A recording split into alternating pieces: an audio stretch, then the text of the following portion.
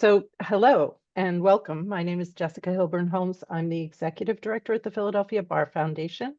I am super excited to welcome you all to this free webinar about what nonprofits can and can't or should and shouldn't do about elections. I just want to say that we're excited to be doing this jointly with the Bar Association. We try to do some programming throughout the year with different partners under our Justice Matters Forum, and this is one of those opportunities, and we're very grateful to the Bar Association for partnering with us on this, and I'm going to hand this over to the Chancellor of the Bar Association right now. Thank you very much. Good afternoon. Thanks, Jessica. As Jessica mentioned, I'm the Jen Coatsworth, the 2024 Chancellor of the Philadelphia Bar Association, and I'm thrilled that we are able to co-sponsor this program today along with the Bar Foundation, as the upcoming election is truly one of the most important of our lifetime. Today's program is entirely consistent with our Bar Association's efforts to ensure full and fair elections. Another initiative of the Bar Association is our work with our partners in the Pennsylvania Bar, the Committee of 70, and the Pepper Center to recruit poll workers. Lawyers and those who work with lawyers are uniquely qualified to serve in this role. I'm sure you're going to hear a little bit about this today from some of our speakers. And the reason for that is our unique knowledge and experience is supremely helpful in ensuring that all those who are eligible are permitted to cast their ballots. So I'm going to put a link in the chat where you can sign up if you're interested in helping with those efforts. As poll workers are nonpartisan, this is one of the roles that you should be permitted to undertake in your positions with nonprofits. I'd like to thank the Bar Foundation and the events planning team, especially Putty Tolan and Jessica Hilburn Holmes, for allowing the Bar Association to partner with the foundation and for your tireless efforts and work in putting together this event to make it come to fruition. I'd also really like to thank our Bar Association member, Judy Berkman, who played a crucial role in developing today's program as well. And now it's my pleasure to introduce today's speakers, our A-team, Adam Bonin, Andrew McGinley, and Andy Toy. So for Adam, after more than a decade of experience at 3 of Philadelphia's most respected law firms, he formed his new practice in 2012. He extensively represents clients in campaign finance, election law, pay-to-play, official ethics, and lobbying compliance matters, and has been a leader in efforts on behalf of the rights of online speakers. In 2005 to 2006, Adam led the fight and achieved a major victory before the Federal Election Commission on behalf of major political bloggers, securing significant new rights for speakers on the internet to engage in online political speech and advocacy. He's been successful on both sides of ballot access battles, successfully representing candidates for office in defending their right to appear on the ballot, as well as removing others from the ballot whose signatures had been procured fraudulently or unlawfully, and he has successfully aided clients in post-election recounts and litigation as well, including winning 2 tied elections for local office. I need to update that. It's actually 3 at this point. But seriously, you stop. Like let's get to the merits, and you know why I want to rush to the merits here today. And yes, absolutely. But Adam is a premier expert on election law, both state and national level, suffice it to say. Andrew McGinley is the Committee of 70's Vice President of External Affairs, and in that role, he's responsible for leading and coordinating 70's external engagement efforts with a focus on developing policy positions and advocacy strategies for voting rights, election integrity, and good government reforms in Philadelphia and across Pennsylvania. Prior to joining Committee of 70, we at the Bar Association were privileged to have Andrew serve as the Director of Law and Policy for the Bar Association, and we miss him dearly. I'm sure you're going to see why as you hear him talk during today's program. Prior to joining the Philadelphia Bar Association, Andrew was general counsel to the Pennsylvania House Appropriations and Government Oversight Committees, where he served as the lead negotiator for the House Democrats during the 2021-2022 legislative redistricting process. And prior to working for the legislature, Andrew was the executive director of the Office of the Vice President for Research at Temple University. He has also served in other roles in government and public institutions. Finally, we have Andy Toy, who is the policy director for Philadelphia Association of Community Development Corporations, PACDC, whose mission is to work with community development corporations to create an equitable city where every Philadelphian lives, works, and thrives in a neighborhood that offers an excellent quality of life. Andy previously served as the Community Development and Communications Director for the Southeast Asian Mutual Assistance Associations Coalition, whose mission is to support and serve immigrants and refugees and other politically, socially, and economically marginalized communities as they seek to advance the condition of their lives in the United States. Andy led the conceptual plan for the Mifflin Square Park towards implementing a $4.2 million improvement. Andy is recognized as a thought leader and innovator when it comes to community and economic development, building a model commercial corridor initiative at the Local Initiative Support Corporation, supporting minority businesses as director of Retail Resource Network at the Enterprise Center, and before that, building Philadelphia's Brownfields program, bringing millions in new investments in job-creating projects. Andy is currently the president of the Philadelphia Committee on City Policy and on the boards of the Union Benevolent Foundation, the Pennsylvania Downtown Center, as well as an active member of the AAPIP Philadelphia and the Mayor's Commission on Asian Pacific American Affairs. So, with those impressive bios, you will see why we are so thrilled that all three of them agreed to speak for us today, and we thank them. And with that, I will turn it over to our speakers. I guess that means me first, since I'm the moderator. Hey, thank you, Jen and Jessica, and especially Putty and Judy Berkman, who helped to set this up. And thankfully, we are doing this without having to charge anyone, and we've got a good 36 people right now, but I think there were 50 that signed up, so then we're about right where we should be. And I just wanted to also mention that I did run for office. I'm a recovering candidate, so that's good. So understanding both sides of that equation, what you can and can't do as a private person, and what you can and can't do as a nonprofit is really important. And my last disclaimer, and I know Adam's going to go first, but my last disclaimer is I am not a lawyer, and I'm certainly not your lawyer. Adam will get that when he goes next. Yes. But happy to give my advice and opinions. And I've worked a lot with Committee of 70. Lauren Cristella is now the president, and Andrew, you know, a great organization in Philadelphia. So we need to keep continuing to support Committee of 70. And my connection to this is really making sure that everybody has a voice in the process, and that we are engaging people, even the most marginalized. You could be homeless, you can be a new immigrant.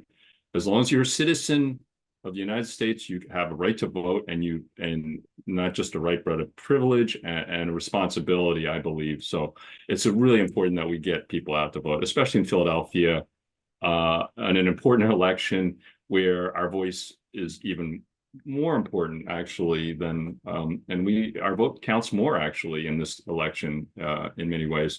So with that, I will turn it over really to Adam, who is we've crossed paths many times in the past, and great respect to Adam and his work. And I wouldn't want to be on the other side facing Adam. So oh, come on. I'm a teddy bear. Like I try to be right when I argue, but I'm very gentle.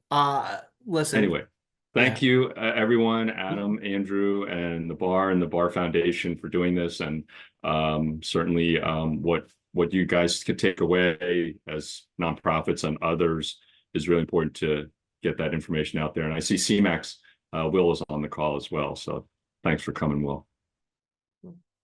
So take it away, Adam. I think you have a screen to share, right? I do have a screen to share. I do need to give a new disclaimer before we get started here, which my other panelists are aware of, which is that, look, COVID is a nasty, awful disease. It is still killing people. You should get vaccinated for it. You should get boosted for it.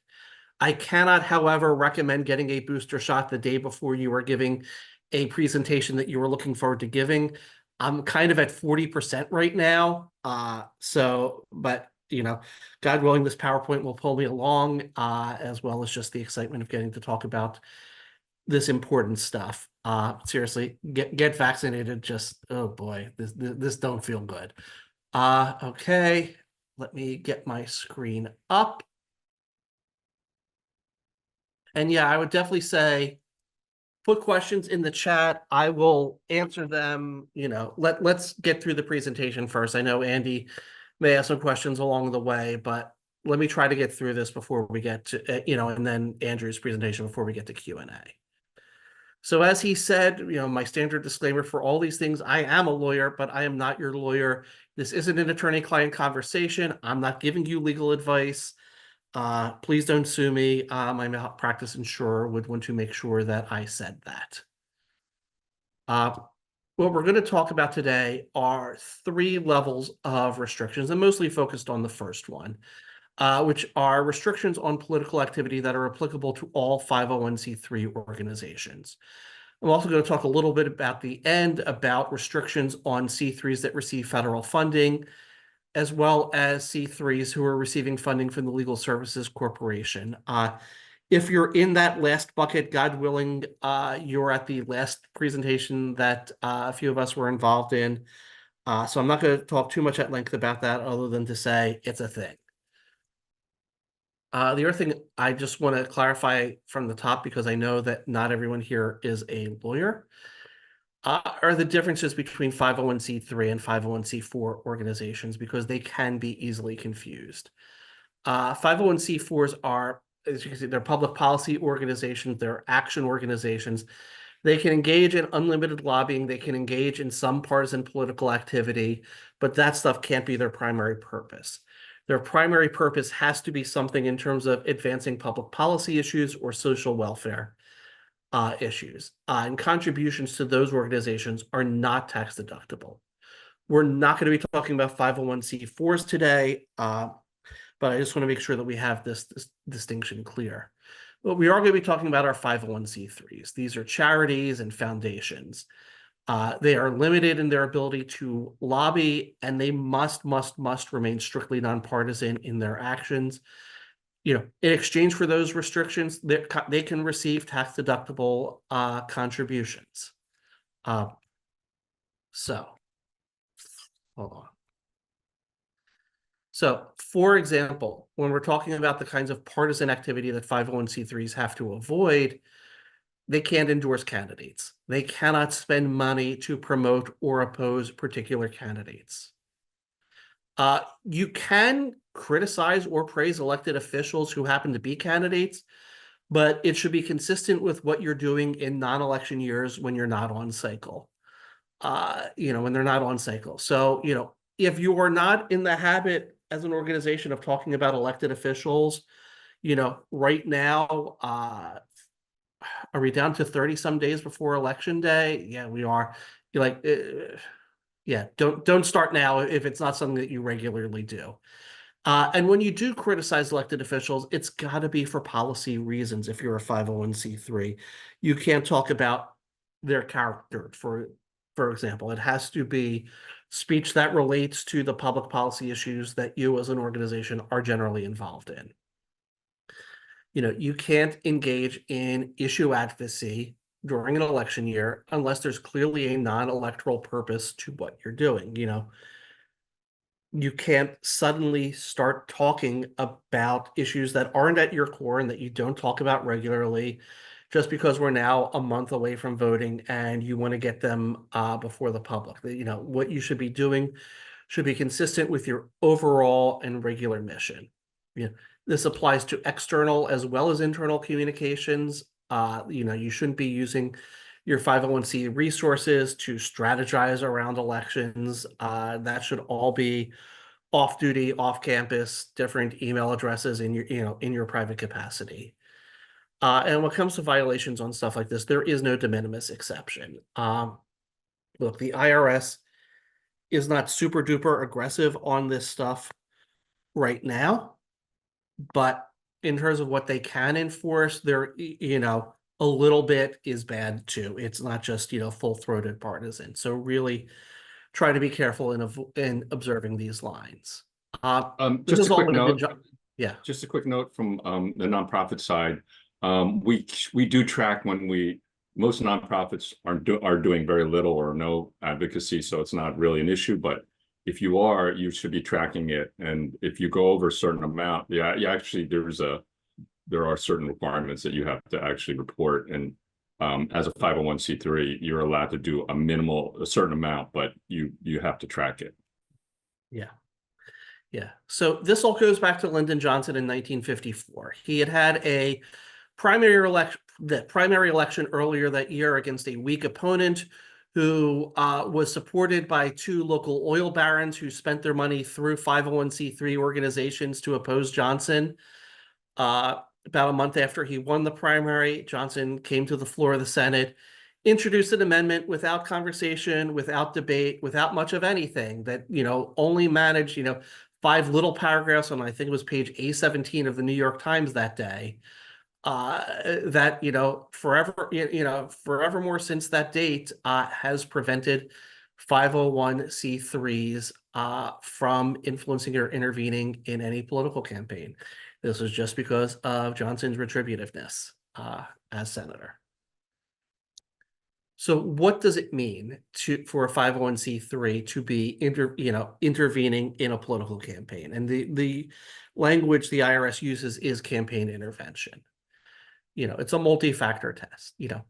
Is the communication something that identifies one or more candidates for office? Is it about approving, their positions and actions? Is the statement delivered close in time to the election? And does the statement also talk about the fact that there is an election? Is the topic that you're talking about one that's an issue during that election? That may make a communication seem more troublesome from an IRS perspective. And, but at the same time, is this communication part of an ongoing series of communications that you do regardless of whether it's an election year, and is it tied to legislation that's up at that moment? Is it tied to a policy and information series that you're doing always? And the IRS also wants to look at whether the timing of that communication and the identification of the candidate are related to some non-electoral event, such as, a legislative vote from someone who happens to be a candidate for office. You are not silenced as to the stuff that you normally talk about just because someone happens to be up for an election. But it really has to be something that you're normally talking about. So what can you do? As I said, you can still advocate for your issues just like you do in non-election years, including holding incumbents accountable for their votes. You can educate the candidates on your issues. You can put out issue scorecards, voting records. You can ask candidates to fill out questionnaires and distribute the results, as long as those documents and the questions involved in them are neutral in tone as to all the candidates for an office. You can't have one candidate, in color in, 5 times the size of the other one, and the other one is, one has the smiling picture and one is the frowny picture. You can't do that. You can sponsor candidate debates, again, as long as they are treating, all the qualified candidates equally and according to neutral criteria. And yeah, you can talk about candidates around election time as long as you're not telling people whether to vote for or against them. It should be educational work, promoting civic participation, and not advocating for who should win. This then can be broken down into some specifics when it comes to elections and what you can do. When it comes to get out the vote efforts, you can promote and educate the public and the communities you serve on the voting process in a nonpartisan way. You can talk about the importance of voter registration. You can talk about the importance of getting out the vote. You can target particular populations based on their being historically underrepresented in the polls. But that is different. It's very different, although it may sound like an overlap, but the intent matters here, than targeting groups for these efforts because their members belong to a political party, because of how members of those groups have voted in the past, or because they happen to be in a close district. You have to look at the content and the audience for communications to assess whether the messaging is partisan. Is the messaging that you're doing, are the slogans you're doing susceptible of being seen as biased for or against any candidate? In terms of voter assistance, and now that we are all getting our vote by mail envelopes, mine just arrived today in Philadelphia, this is even more important. You can provide voters with information as to how to find their polling place, how to register to vote, how to report impediments to voting that they're seeing.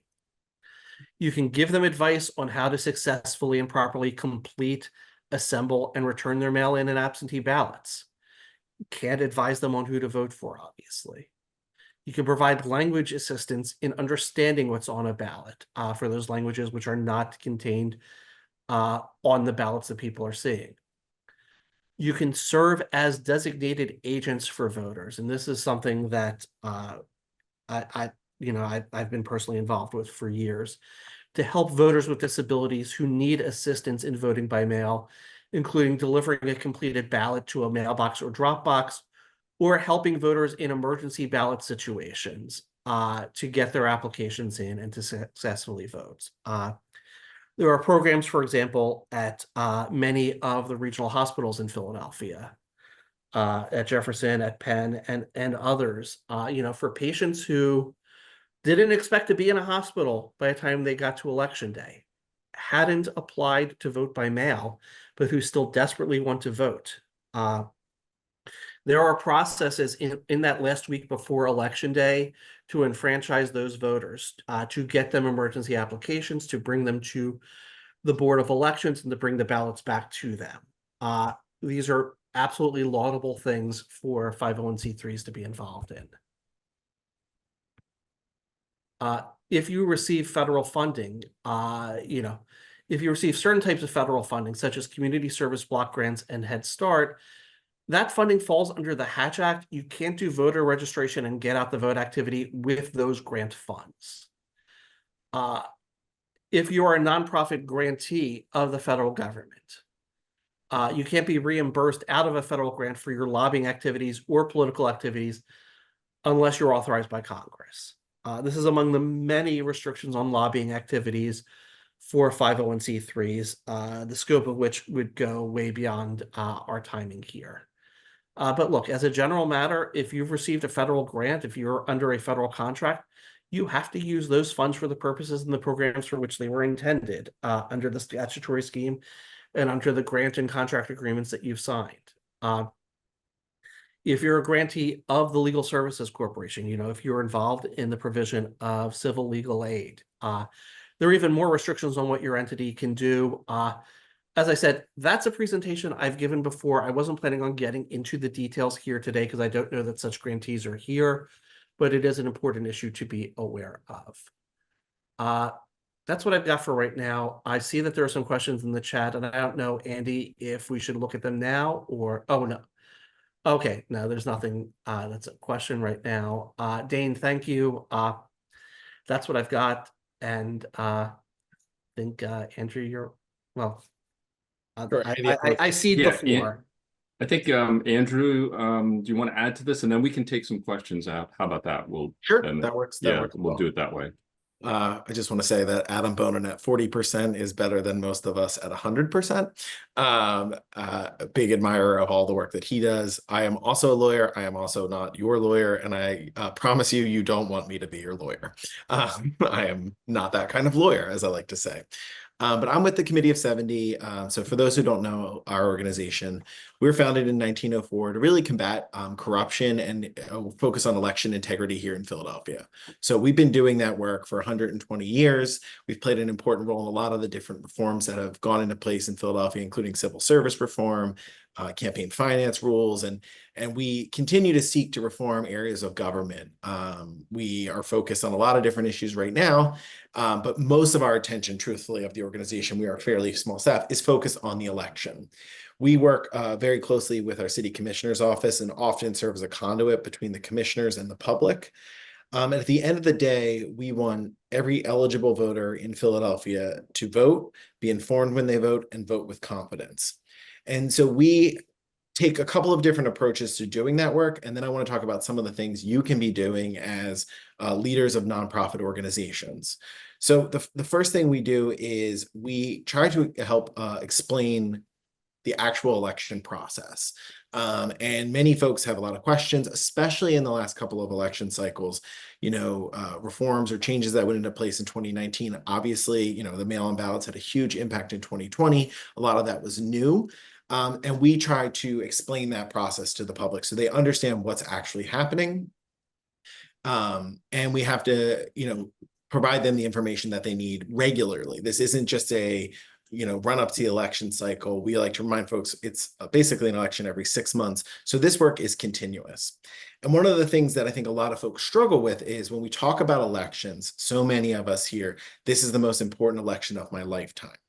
And if we just continually go to folks and we say that message, and we don't really connect the dots between the election, government, and their life day to day, what I think we end up doing is we breed voter apathy, right? We disencourage folks from really engaging in the process. So we focus a lot on explaining government. We do that in a couple of different ways. One is a resource that has taken off recently through city government, through the free library. We created a resource called How Philly Works. This is a literal breakdown of what city government looks like. And then I think one of the two most important things we do is we don't just explain the structure of government, we explain government in a sort of weekly basis. So we have our City Hall roll call, which is really developed by the attorney Lauren Vitas. I'm sure many of us know Lauren, but she produces that work in partnership with Committee of 70, where she breaks down everything that happens in council on a weekly basis. I was just at council for an hour and a half this morning. I will tell you, not a lot happened in that hour and a half, but I was looking at Twitter as we were kicking off here, and Lauren is telling you every single bill that's been introduced. And you can sign up for that on our website or on Lauren's website as well. It's a really useful resource. And then we have our weekly newsletter, which also has about 30,000 subscribers, where we really tell everyone what's happening on the state and city level in terms of election administration and government transparency and accountability. So we try to do a lot of voter education, and we are really proud to partner with the State Bar and the Pennsylvania Democracy Task Force this year on an important initiative to engage lawyers. We were approached by the State Bar earlier this year, and they said, what should lawyers be doing? What can lawyers be doing? And I think many lawyers think, oh, I want to be like doing the work Adam does, litigating these cases before, these things that come up on election day and after. And that work's really important, but we really need deep expertise there. And one of the most important thing a lawyer can be doing is serving as a poll worker. And when I made that initial pitch to the State Bar, I think that they were a little shocked. They did not expect that to be the answer. But being a poll worker, being a lawyer who is a poll worker, is an incredibly important role. These elections cannot happen without poll workers. And if you are not a well-trained poll worker, what can end up happening is that someone's right to vote is lost. I mean, they don't have the opportunity to cast their ballot that day because of a human error. Lawyers make really good poll workers because they understand the rules, they understand the systems, and they can apply the facts to the situation. It's an incredibly useful role. So I strongly encourage folks. I know Jen Coatsworth put that link in the chat. The first piece there is if you're interested or willing to be a poll worker, we strongly encourage you to do that. We've developed some lawyer-specific poll worker training. We have a gentleman on with our team who was a former elections director out in Mercer County in Western PA, who really will get into the nuts and bolts of all the different resources you need, and then help you connect to the county you live in, wherever that may be, or city if you're in Philadelphia, to register to actually become a poll worker. So we provide supplemental training there and really help people understand that role and why that role is so important. And then also through that same form, you can sign up to do more. If you are a lawyer who could be a potential litigator for post-election challenges, we have counties across the Commonwealth that may not have attorneys who are super well trained in election law, or they're just, they may not have a big staff. They may want help. So working with the County Commissioners Association of Pennsylvania, they've developed this partnership where we can help connect lawyers to those different offices. Those are our big pitches. If you're not a lawyer and you're in this chat, because I know we have a lot of nonprofit leaders, we also have resources for you. We have on our website, 70.org, you can go there and sign up for a Poll Worker 101 session where you can learn about what a poll worker does and get that same training. It's not lawyer specific. You don't have to be a lawyer to be a poll worker, but we like to have you trained and be well prepared, and then we can help connect you to the city commissioners here in Philadelphia if you want to be a poll worker. One of our nightmare scenarios is that polls aren't able to open on election day because we don't have enough poll workers. So we work really closely with the commissioners to help give them tools so they can connect people for like last minute placement and all these different resources. So we encourage that work.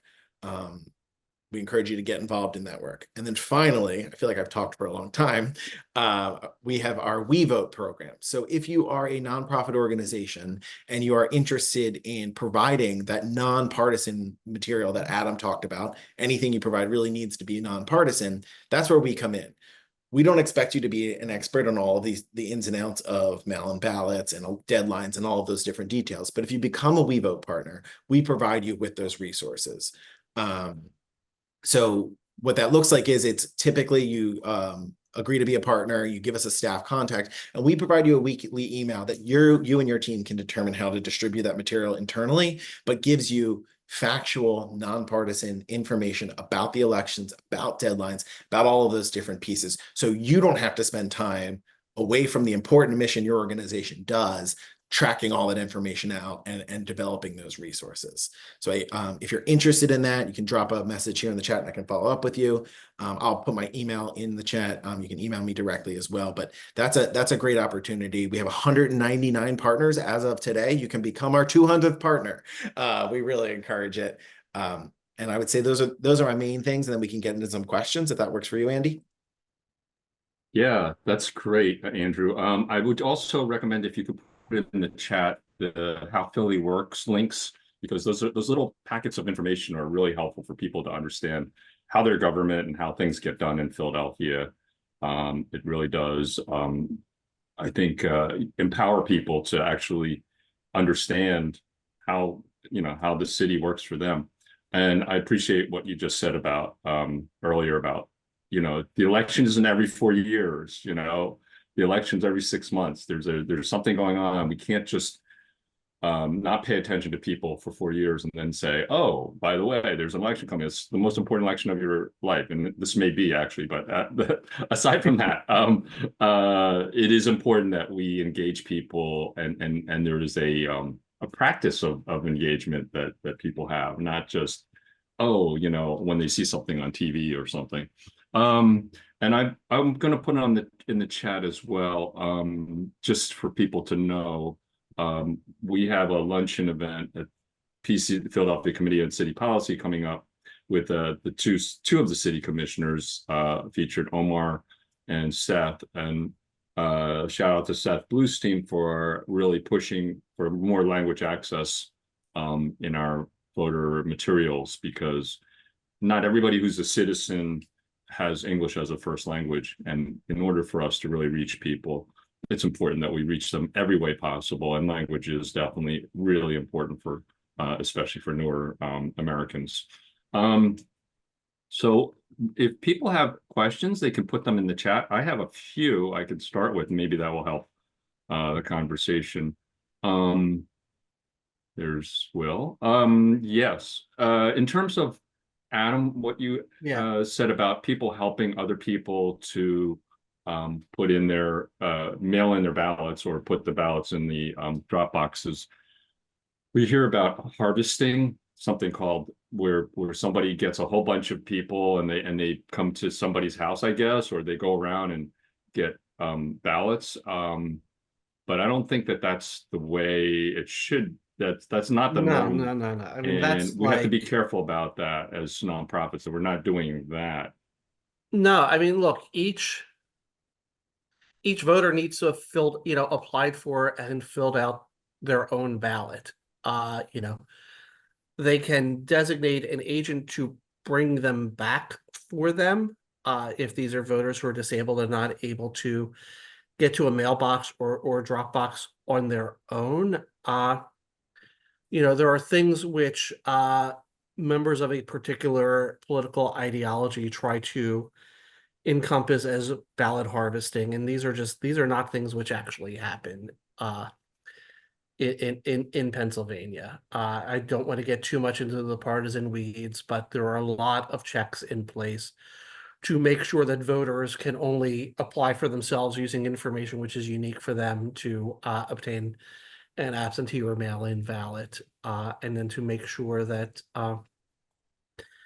the materials can't be counterfeited and everything is barcoded, and that it's all secure. I Mhm. see in the chat that Will has a question about voter assistance and helping them translate the ballots. And I have to say, both as a nonprofit organization and as someone generally providing voter assistance, your job is to enable the voter to fulfill their own preferences. It is not to suggest yours. That even if they ask you for both reasons, I would not get involved in making suggestions.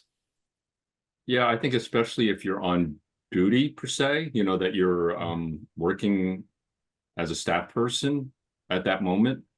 If you're taking your mom to the polls like me, or getting her to fill out the form and she asks me a question, I will give her my opinion, but that's not while I'm working at PACDC. That's a very different scenario, I think.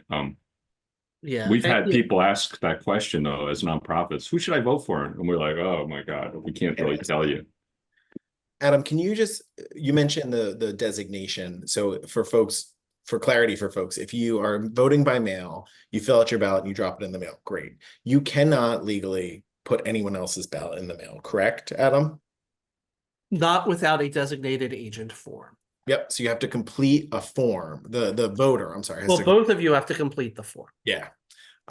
So that's just an important step. So you can't collect mail-in ballots on your own and on behalf of your people who are coming into your organization. That can't happen unless each of them fills out that form along with you. Yeah, and again, this is one of those things that has become something of a political football. But I mean, the rules are pretty clear. The voters can receive assistance if they're unable to return their own ballots, but you do need to fill out these forms. I'm going to find and post into the chat where that designated agent form is for those who need to do that. Another area where nonprofits are advocating for, like, let's say affordable housing, and they want to do a scorecard. The question has come up, do you do something with checks, or if you start putting in a grade, it's kind of telling people like a D or an E for somebody. That kind of tells you that person's not with you, but I don't know if that's okay or not. I've always wondered how far we can go with that. I think just doing it as checks and X's in the various boxes and let readers come to their own assessment as to how people wind up is wiser. Yeah, we do a candidate questionnaire through Committee of 70. We don't provide like any sort of checks. A lot of groups will have an affiliated C4. So like the ACLU can do different work. But if you are just a C3, you're getting into advocacy pretty quickly once you start assigning grades.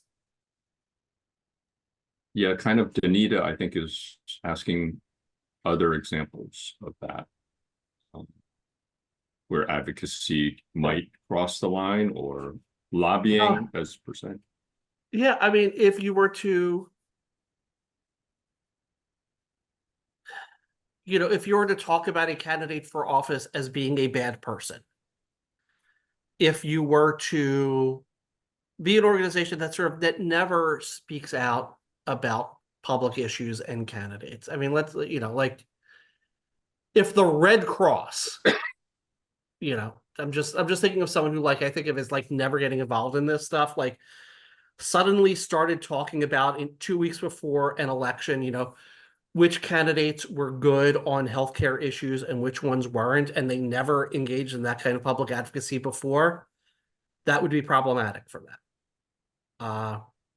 Like something like that. I mean, look, it is very case specific. It is frustratingly, one of these multi-factor things. But I think the main thing to keep in mind is sort of like be consistent with what you do and how often you do it when these people are not up for election, and only talk about them in policy terms and not in electoral terms. As someone who works for a 501c3, we routinely get requests from affiliated firms. So it might not be directly from a campaign or a candidate, advocate, asking us to do, this person supports the reforms you want on election administration. That, for instance, like if someone was saying like, Senator Casey agrees with that plan. Well, Senator Casey isn't running state elections, so we would not put out a statement saying, he's supportive of our work. He's up for election. He's not directly involved in these policies that we're working in. Could we maybe do it? Doesn't really matter. It's not really relevant to the work that we do. So we err on the side of caution. And I would sort of suggest the same, because you can just, even if it doesn't get you into legal trouble, it can often dilute your work. Another question I'll just raise. I think I know the answer, but what about employees wanting to wear like a t-shirt to work, or a button supporting a candidate, or like after work, right after work, they go out and start canvassing for a specific candidate? What would you say to that? I mean, I think off hours are off hours and on hours should be nonpartisan time, regardless of whether the C3 is, public facing and has clients coming in the door. I wouldn't do anything like that in the workplace. I think you need to sort of keep that wall there and not, just not permit that. I do think it's a little trickier if like the head of an organization, who is known to be the head of the organization, like, a nonprofit, very well known, is going out after work. I'm sure it's okay to do it, but it does give the impression that the organization's behind it. And they should be very careful to make clear that, they are not speaking as a representative of that organization, that they're solely speaking in their personal capacity.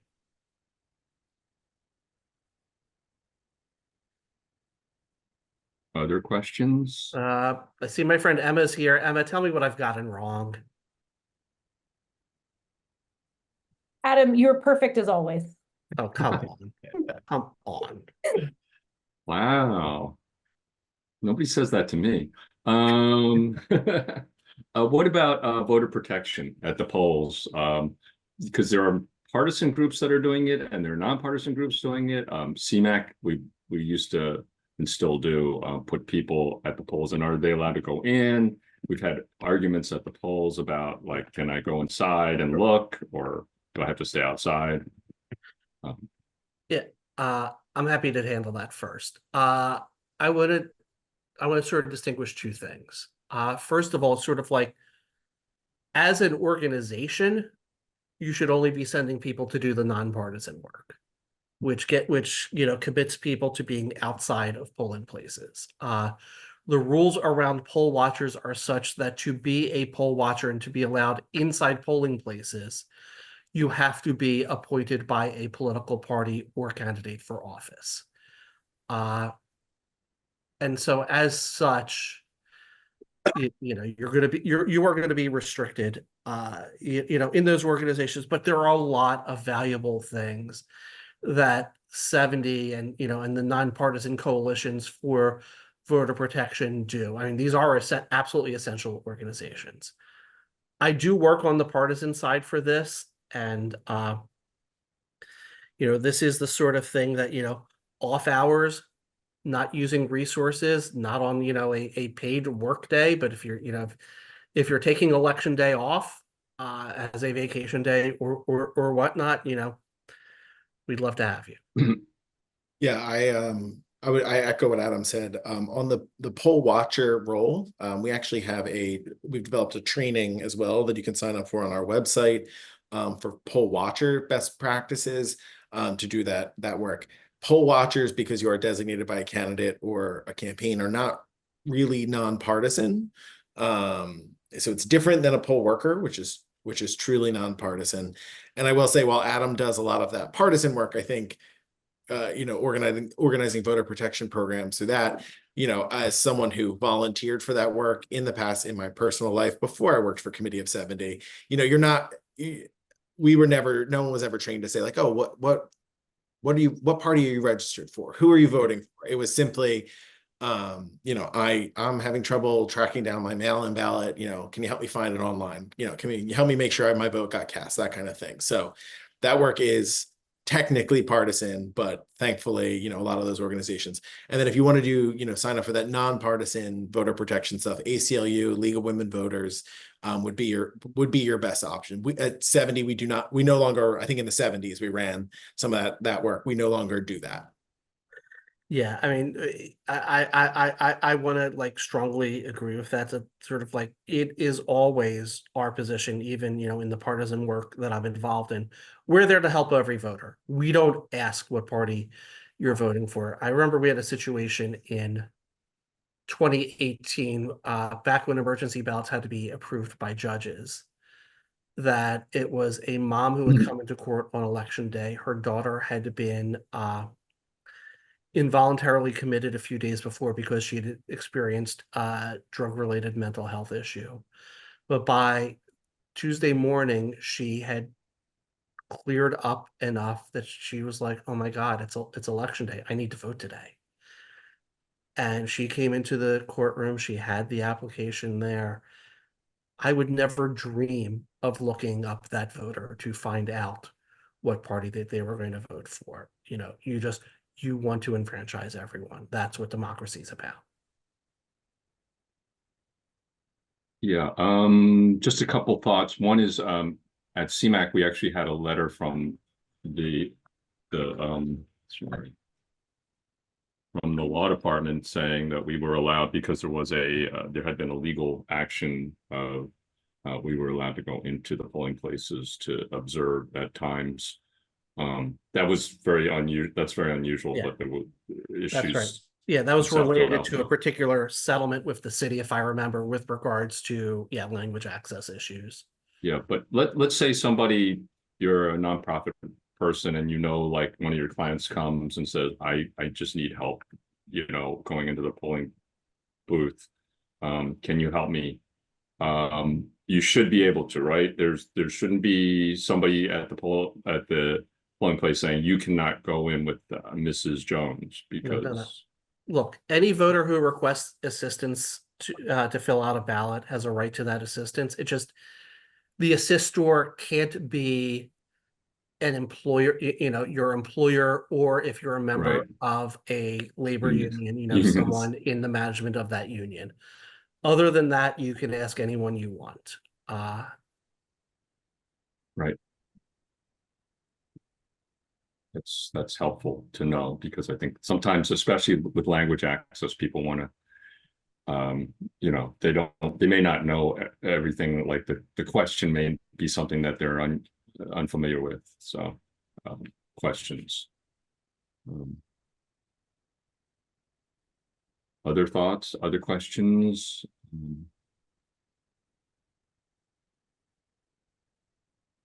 In voter registration, maybe I should ask this. If somebody says, what should I fill out? And should I be Democrat, Republican, or, I'm not sure. You can't be telling people to fill it out. Right, but there is a question that comes up, can I vote in the primary? Yeah, I mean, Um, you can answer the question. You can say, look, I'm not going to tell you whether to register as a member of a party. I can only tell you that if you want to vote in the primary elections for a particular party, you need to be a registered member of that party. You know, you can change that party registration, up to, a short period before election day, but you do need to be a member of that party in order to do so. So you could explain what the rules are, but you should not be in the position of nudging them in any particular direction. Only thing I'd add there is that Committee of 70 is working on a program called Ballot PA to change that rule so that folks who are unaffiliated with a party would be able to participate in primaries. But that has not changed. But we're hoping to have some action in the House side on that in the next couple of weeks. So it could change in the future for Pennsylvania. Okey-doke. for other folks who run into a problem at the polling place on the day of the election, let's say, they thought that they were registered and somehow they're not on the list. What's the cure for that? People need to know that. Yeah, so if you go into the polling place now with the e-poll books, it makes it a little bit easier in Philadelphia. So they can tell you pretty quickly if you are registered in that polling place, and if not, where your actual division is, so they can direct you to the right one.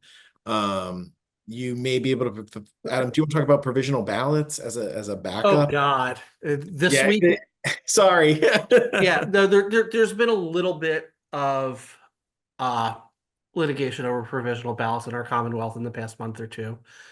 And by the way, and Judy Berkman is absolutely correct in the chat. Yeah. Even if you're not registered with a party, you can still vote on ballot questions in the primaries. But as to provisional ballots, I certainly take the position that every voter has the right to cast a provisional ballot at a polling place, no matter what, even if they don't show up in the book, even if the book shows that they've already voted, that they have a right to do so, to use it as a backstop in case there were a chance that a mail-in ballot was not in fact received on time or was completed improperly. I literally filed an amicus brief with the state Supreme Court on these issues within the past hour and a half. My answer to this question, therefore, might change by in a week or so, but for now, that's what I'm going to say. Yeah, and this has come up on the mail-in ballot issue where the date was wrong or something, and there's no time to fix that, right? Yeah. Can you still vote provisionally, right? Yeah, and again, that's one of the issues that's up in this case, which is, do voters have a right to vote a provisional ballot as a means of protecting their right to vote if there was a flaw in the mail-in ballot that they submitted? Again, the state Supreme Court will speak to these issues before we get to Election Day.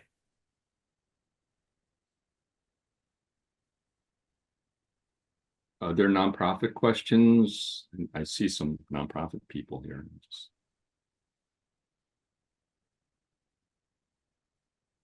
Do I have any? Oh, yeah. In terms of employees, who cannot do any like electioneer election, for example, voter protection or registration. There are a few exceptions that I know of.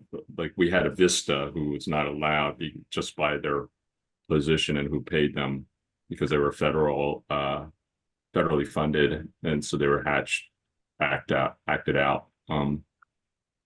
Any other folks that nonprofits have to be concerned about? City employees, so that should not be an issue, have limitations. So they should make sure that they check those limitations so they do not get in trouble. So city employee cannot do voter registration, or can, or they should confirm the rules with their department, I would say, would Yeah. be my strong advice. So like, Depending where the all funding employees is. can't be poll workers, for instance, which is nonpartisan work, but they're not eligible to do that under city rules. So if you're a city employee, they should confirm with their supervisor what the limitations are for them. Yeah, and I'll just add to that there is a new tool on the Board of Ethics website to walk people through, city employees through what their political restrictions are based on where they work and what their position is. Like council staff is different from other, from commissioner staff is different from, the library board.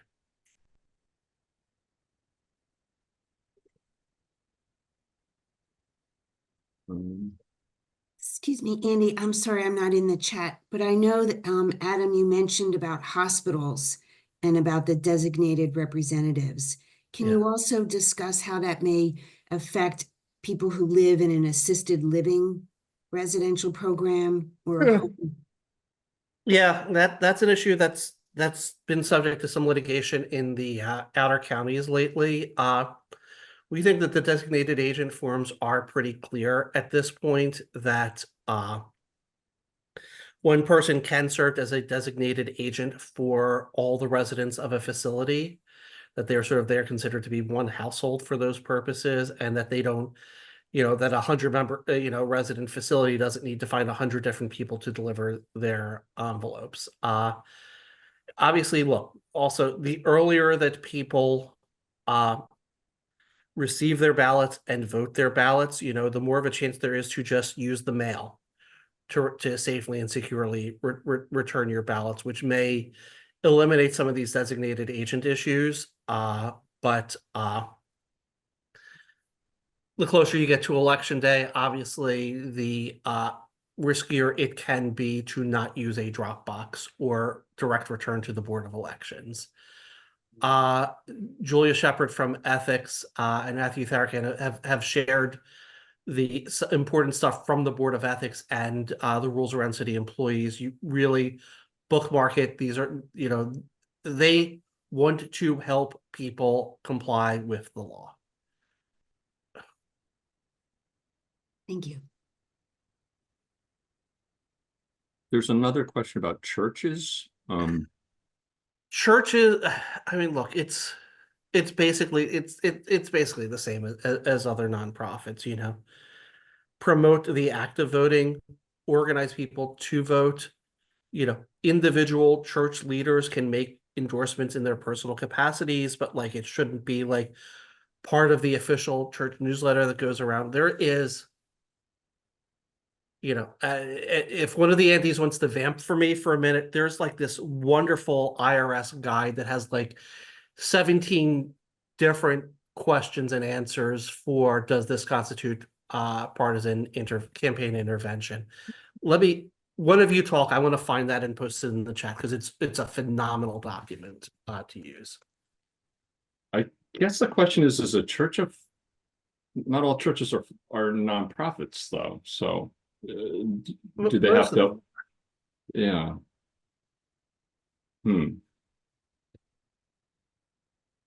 Question on that. Yeah, where is? Oh, 20. Will is asking, are there restrictions on promoting or attacking Project 2025?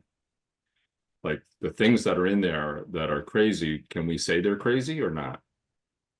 Well, again, it starts with the question of, do you normally talk about things as being crazy? Can I use this as an example? Actually, I personally was hearing from a lot of folks about why Committee of 70 wasn't engaging in criticizing Project 2025, and we have a narrow lane and we try to not get into other lanes, right? So I kind of explained that to folks and said, it's really, that's a national issue, it's an election issue, it's really not what Committee of 70 does.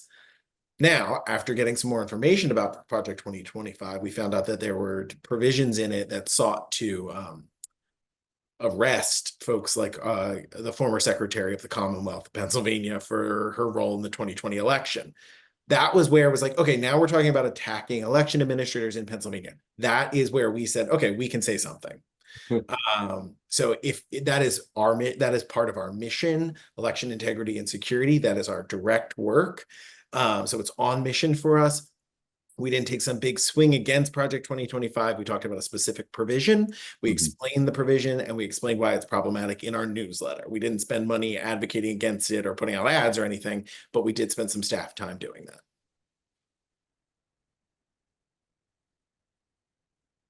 Okay, I haven't found this thing yet. If I do, I'll send it to the leaders so they can distribute it around. And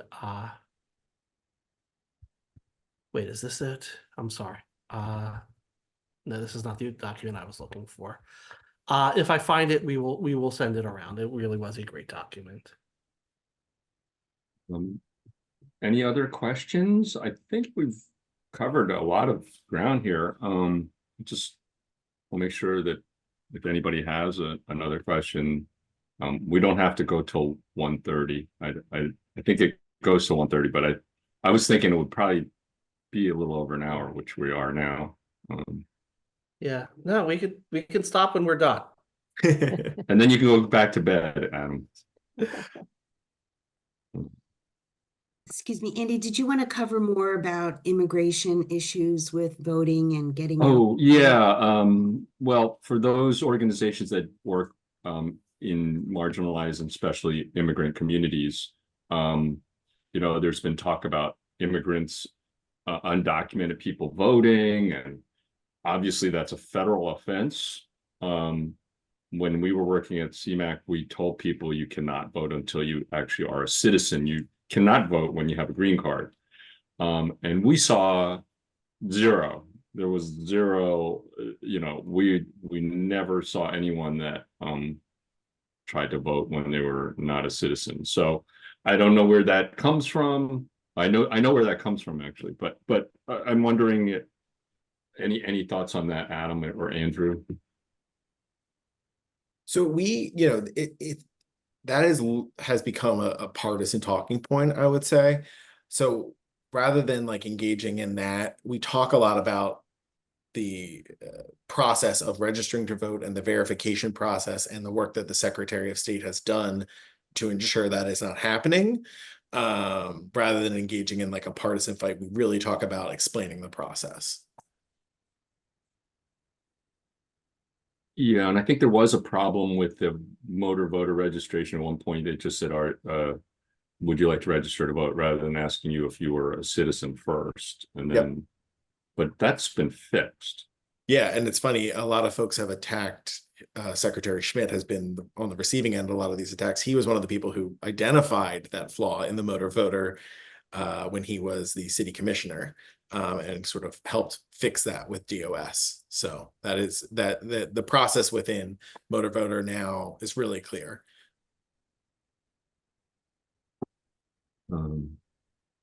Yeah, any other thoughts on was there something else on immigrant participation or people with language issues?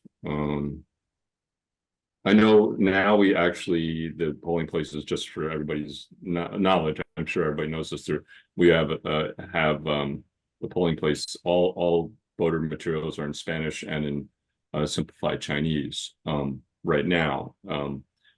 But the city commissioners have actually expanded like the number of languages for the voter guides because they understand that we want to reach more people. And Adam found whatever he was looking for. No, I did not. Oh, okay. He didn't find one. No, Okay. still looking, but yeah, I'm wait, is this? So Oh, wait, I think I may have found it. Hold on. Yeah, bingo. Hold on. Yeah, and this is great. Yeah, Can you I have no share problem sharing my your slides. slides? Okay, good. Yeah. And this publication that you just are sharing is This is an IRS Q&A from 2006, which goes through a number of examples in terms of whether a C3 can do various things, you know, in terms of what its leaders can do, in terms of inviting speakers who happen to be candidates, hosting public forums. It really is a nice guide. So let's say, for example, and this is my last question probably, a nonprofit organization that works with immigrants in Philadelphia says, here are where the candidates stand on these issues. The presidential candidates on deportation, on mass incarceration, things like that. I mean, would that be okay? Because I think that those are major issues in communities. Yes. Yeah. Yeah, again, you can keep talking about issues that you talk about. Mhm. Okay. Yeah. Yeah, I mean, remember that those things specifically are mission connected, right? Yeah. So if it ties back to your mission, it's the sort of stuff you would be Yeah. talking about on a non-election year. All those things Adam said, you know, Yeah. you'd be okay. If you're the Red Cross, don't be talking about mass incarceration. Unless you need a blood drive. Well, never mind. That feels Yeah. problematic. Yeah, that would be. Let's hope we never go there. Okay. I think if unless there are any more questions, Putty or Jessica. I don't think so. Andrew, do you want to make another plug at all for poll workers? I know this is a big issue and we do have a crowd here. So are you sure that you've gotten all the links into the chat that you want people to have access to? Because I know, I mean, basically, if you're a resident of Philadelphia, anywhere, right, you could qualify to be a poll worker. Yep. And you can be a poll worker. I mean, you're outside of Philadelphia as well, in the collar counties, and a lot of folks may not necessarily live in the city. The link that Jen posted early in the chat is the best resource for now. I would start there. If you're not a lawyer, or if you are curious but not certain, go to 70.org. Go to our website. You can do that poll worker 101 session. I think we have like 50 of them scheduled between now and the election. So that's a live virtual training. You don't have to come in person to find out like what that commitment looks like, what it takes, what you're doing, why it's important, and then tells you like, here's how you do it if you want to be one. Because each of the counties has a slightly different process. So we provide a list where you have sort of the contacts through that training as well. Yeah. I would say, as someone who was a poll worker before I was a lawyer, and then did election protection work in a polling place after becoming a lawyer, people listen to you a lot differently when they know that you're a lawyer. They have a little bit more faith in you. So it's definitely a really meaningful day. On a personal level, I also like to tell folks, like, if you are stressed about the election or worried about election integrity, the best way to deal with those things is to get involved. Get involved in whatever way works for you in your life. But volunteering to do nonpartisan work or partisan work, like, roll up your sleeves and do something rather than spending time on like 538 looking at all the different polls. It's going to make you feel a lot better, and I think back to 2020 and being in a polling place all day and just thinking about like all the help I was able to provide, and felt really good. And at the end of that day, regardless of what the outcome of that election was going to be, I was going to feel really good about the work that I did that day. So I really encourage you. It's really important and meaningful work. You're serving your community. It's a great way to meet neighbors you might not meet otherwise.